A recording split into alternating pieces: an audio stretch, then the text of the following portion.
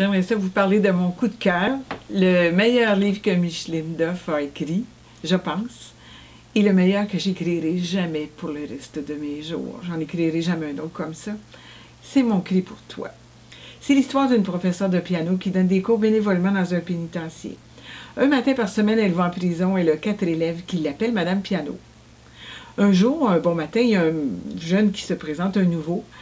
Il a 28 ans, ça fait déjà 10 ans qu'il est là. Il a été condamné à vie en même temps que son père. Et il achève par correspondance un baccalauréat en théologie pour devenir prêtre derrière les barreaux.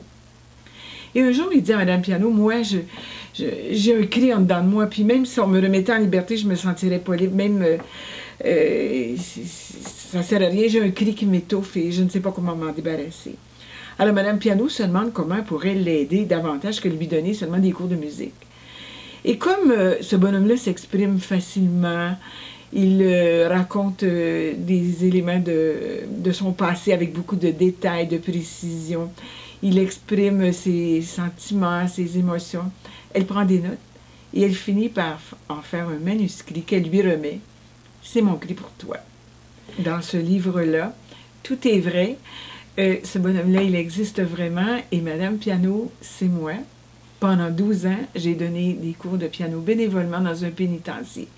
Et croyez-moi, ça m'a fait grandir. J'ai changé les noms, les lieux pour le présenter comme un roman, par respect pour ces gens-là. Mais c'est un livre qui fait tomber les préjugés. Et c'est un livre d'espoir, je dirais. Et à un moment donné, je l'ai vendu à un beau monsieur français à qui j'ai fait ce résumé-là.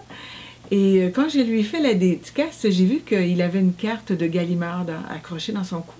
Alors je lui ai demandé s'il était un auteur de cette maison d'édition. Et il m'a répondu, non, non, on m'a donné ce petit carton pour entrer dans le salon du livre. Je suis ici pour la promotion de mon film, entre deux entrevues à la radio et à la télévision. Alors, quand il est parti, je me suis dit que je devrais laisser le salon du livre et aller allumer un lampion à l'Oratoire Saint-Joseph, vu que c'est un cinéaste. Eh bien, 2 semaines plus tard, il était retourné en France et il a communiqué avec moi pour me demander si j'accepterais qu'il fasse un film à partir de ce livre-là. Et il m'a dit de m'armer de patience. Les papiers ne sont pas signés, mais le projet dure encore.